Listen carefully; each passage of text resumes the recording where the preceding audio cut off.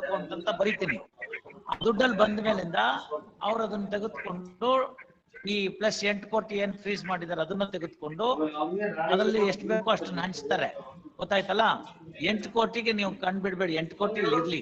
ಗೊತ್ತಾಯ್ತಲ್ಲ? ಅದ್ರ ಬಗ್ಗೆ ನೀವು ಮಾಡ್ಕೋಬೇಡಿ. 100 crores ಡಿಬೆಂಚರ್ ಬರ್ದಾದ್ಮೇಲೆ ನಾವೇನ್ ಬರುತ್ತೆ ನೋಡ್ಕೊಂಡು ನೆಕ್ಸ್ಟ್ ಇನ್ಸ್ಟಾಲ್ಮೆಂಟ್ ಎಷ್ಟಾಗ್ತಿರೋ ನೀವು ದುಡ್ಡು ಹಾಕಿ. ಅದು ಹಾಕಿದ್ರು ನಮಗ್ ಸಾಲಲ್ಲ ಎಲ್ಲರಿಗೂ ಕೊಡೋದಕ್ಕೆ. ಲಾಸ್ಟ್ ಪಾಯಿಂಟ್ ಆ ದುಡ್ಡು ಹಾಕಿ ನೀವು. ಆಮೇಲೆ ನಾನು 60 crores ನಾನು 60 acres ನಾನು ಅಟ್ಯಾಚ್ಮೆಂಟ್ ಕ್ಲಿಪ್ ಮಾಡ್ಬಿಡ್ತೀನಿ. ಅದ್ರ ಮೇಲೆ ದುಡ್ಡು ತೆಗೆದು ಇನ್ನೊಂದು 15 ದಿವಸನೋ ತಿಂಗಳು ಏನಾಗುತ್ತೋ ಆ ಟೈಮಲ್ಲಿ ನೀವು ಮಿಕ್ಕಿದ್ದ ಅಮೌಂಟ್ ನ ಕಟ್ಬಿಡಿ. ಎಲ್ರಿಗೂ ಲಾಸ್ಟ್ ಪೈಸಾ ಕಟ್ಬಿಟ್ರೆ ನಾನು ಇಲ್ಲ ಕಾಂಪೌಂಡಿಂಗ್ ಮಾಡ್ಕೊಟ್ಬಿಟ್ಟು ಒಂದು ಡೀಟೇಲ್ ಆಗಿ ಆರ್ಡರ್ ಬರೀತೀನಿ. ಡೀಟೇಲ್ ಆಗಿ ಆರ್ಡರ್ ಬರೆದು permitted to compound this case itself will come to an end. Once the case comes to an end, ಗೊತ್ತಾಯ್ತಲ್ಲ? Once the case comes to an end, automatically ಅವತ್ತಿನ ದಿವಸ ಇನ್ನೊಂದು observation ಮಾಡ್ತೀನಿ. ಇದರಲ್ಲಿ ಎಲ್ಲಾ ಬಂದಿದ್ದ ಲೆಪಾರ್ಟರ್ಸ್ಗೆ ಸ್ಯಾಟಿಸ್ಫೈ ಆಗಿದೆ ಅಂತ ಅವ್ರು ಹೇಳ್ತಾರೆ, ಮಕ್ಕಳವ್ರನ್ನು ಹೇಳ್ತಾರೆ, ಆಕ್ಟ್ ಒಳಗಡೆಗೆ ಎಲ್ಲ ಮುಗ್ದಿದೆ ಅಂತ ಹೇಳ್ತಾರೆ. ಅಳ್ದುಳಿದಿದ್ದವ್ರು ಯಾರೋ ಗೊತ್ತಿಲ್ದಲ್ನೇ ನೋಟಿಫಿಕೇಶನ್ ನೋಡ್ದಲ್ನೇ ಇರೋರ್ದು ಇರ್ಬೋದು, ಅಂತವ್ರದ್ದು 15 ದಿವಸನೋ 20 ದಿವಸನೋ ಒಂದು ತಿಂಗಳಲ್ಲೋ ಅವ್ರು ಕೊಡ್ತಾರೆ ಅಂತ ಹೇಳ್ತಾರೆ. ಅಕಸ್ಮಾತ್ ಅವ್ರ ನಂತರ ಬಂದ್ ಕೇಸ್ ಹಾಕೊಂಡ್ರೆ ಅದನ್ನ ಸೆಟಲ್ ಮಾಡ್ಲಿ ಅಂತ ಹೇಳ್ತಾರೆ. ಮೇಜರ್ ಪೋರ್ಷನ್ ನೋಡ್ಬಿಟ್ರೆ ಒಬ್ಬಿಬ್ರದಿದ್ರೆ ಯು ಕ್ಯಾನ್ ಆಲ್ವೇಸ್ ಸೆಟಲ್. ಒಂದ್ 10 ಜನ ಉಳ್ಕೋಬಹುದು, 20 ಜನ ಉಳ್ಕೋಬಹುದು, ನೋಟಿಫಿಕೇಶನ್ ನೋಡಿಲ್ದೇ ಇರೋರು ಇರ್ಬೋದು.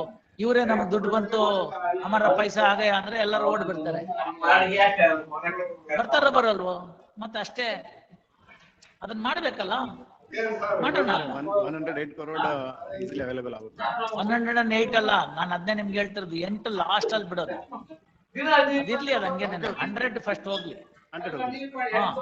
8 ಹಂಗೆ ಉಳಿಲಿ.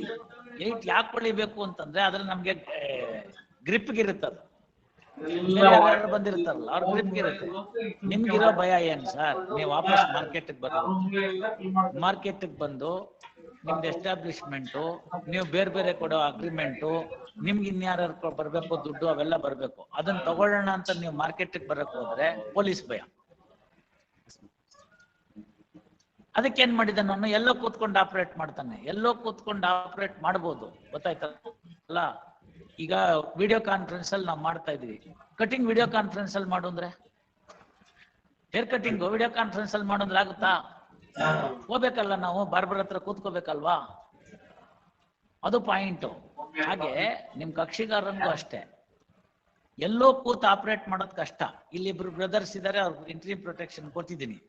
ಈಗ ಆತ ಬಂದ್ಬಿಟ್ರೆ ಜನಗಳು ಗಲಾಟೆ ಇಲ್ದೇ ಇದ್ರೆ, ಹೊಡೆಯೋದು ಬಡಿಯೋದು ಏನು ಆಗದೆ ಇದ್ರೆ, ಬೇರೆ ಗೂಂಡಾಗಳು ಅವರೆಲ್ಲ ನಿಮ್ಗೆ ತೊಂದರೆ ಕೊಡಲ್ಲ ಅಂತ ಆಯ್ತು ಅಂತಂದ್ರೆ ನೀವು ವಾಪಸ್ ಬಿಸ್ನೆಸ್ ಮಾಡ್ತೀರಿ. ನಿಮ್ ಜಾಗ ಇದೆ, ನಿಮ್ಗೆ ಬೇಕಾದ ಅಗ್ರಿಮೆಂಟ್ ಇದೆ, ನಿಮ್ದು ಓನರ್ಶಿಪ್ ಇನ್ ಲ್ಯಾಂಡ್ ಇದೆ, ಡೆವಲಪ್ಮೆಂಟ್ ಸ್ಟಾರ್ಟ್ ಮಾಡ್ತೀರಿ. ಡೆವಲಪ್ಮೆಂಟ್ ಸ್ಟಾರ್ಟ್ ಮಾಡ್ತು ಅಂತಂದ್ರೆ ದುಡ್ಡು ತನ್ನಾಗೆ ಓಡಾಡಕ್ ಸ್ಟಾರ್ಟ್ ಆಗುತ್ತೆ. ದುಡ್ಡು ಓಡಾಡಕ್ ಸ್ಟಾರ್ಟ್ ಆದ್ರೆ ಸಣ್ಣ ಪುಟ್ಟದಕ್ಕೆ ಯಾಕೆ ಹೆದರ್ಕೋತೀರಾ? ಸಣ್ಣ ಪುಟ್ಟದ್ದೇನಿದೆ ಅದನ್ನ ಕೊಟ್ಬಿಡ್ತೀರಿ. ಈಗ ಇವ್ರನ್ನ ಮೊದಲು 100% ಇರೋರ್ನೆಲ್ಲಾರನ್ನ ಕಳಿಸ್ಬಿಡ್ಬೇಕು.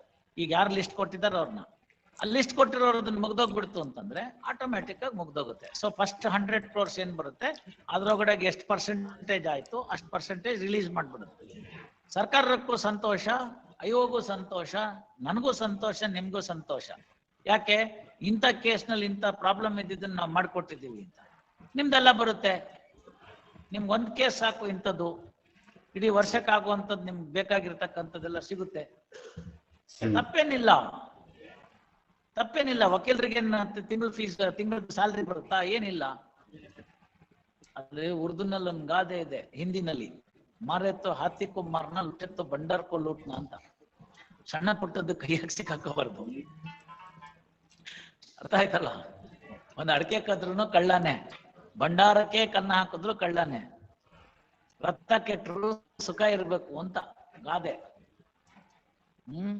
ಕಷ್ಟಪಟ್ಟಿದ್ದೀರಿ, ಬೆಳಗ್ ರಾತ್ರಿ ಕೂತ್ಕೋತೀರಿ, ಅದಕ್ಕೆಲ್ಲ ತಯಾರು ಮಾಡಿದಿರಿ, ಕೋಆಪರೇಟ್ ಮಾಡಿದಿರಿ. ಫಲ ಬಂದ್ ಕಳ್ಳಕ್ ತಗೊಳ್ಳಿ, ಯಾರು ಬೇಡ ಅಂತಾರೆ. ಚೆನ್ನಾಗಿರಿ. Even I was also assured after freezing and disposing of this matter also. That's why, sir.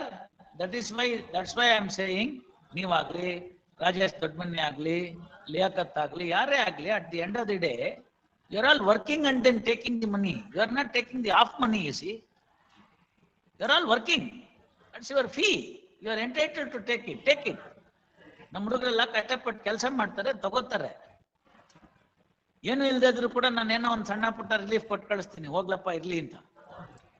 ಬಾರ್ನ ಮೇಂಟೈನ್ ಮಾಡೋ ರೀತಿ ಅದು. ಏನು ಕೊಡಿಸ್ದಲ್ನೇ ಅವ್ರಿಗೆ ಎಲ್ಲ ವಜಾ ಮಾಡ್ಕೊಂಡಿದ್ರೆ ಯಾರು ನನ್ನ ನೆಕ್ಸ್ಟ್ ಇದಕ್ಕೆ ಬರೋದೇ ಇಲ್ಲ.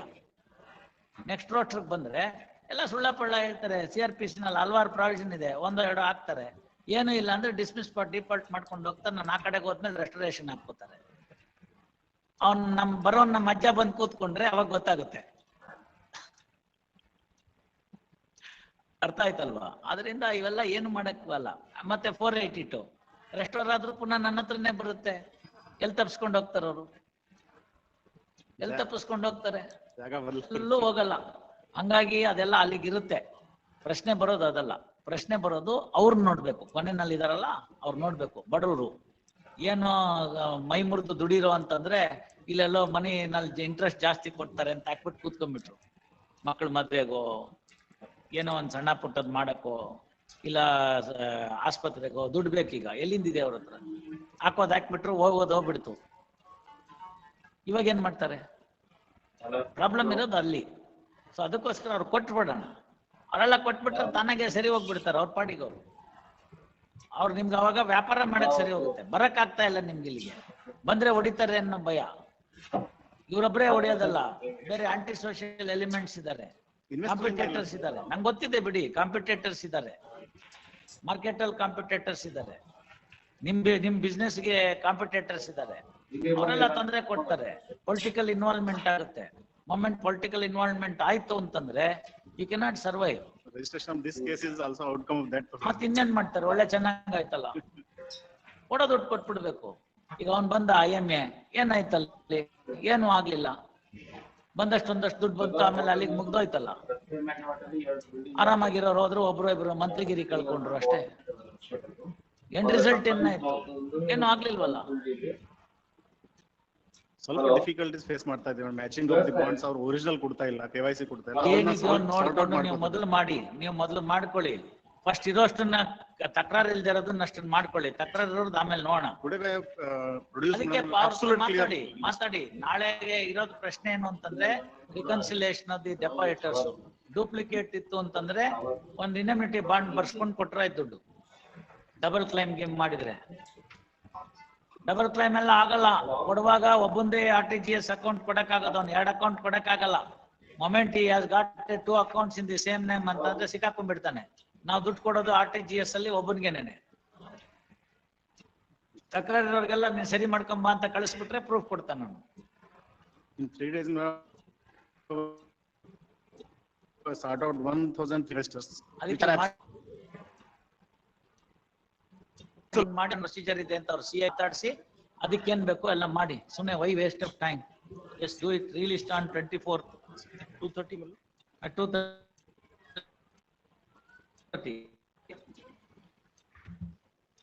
Number 80, Sri Sanjay Patil.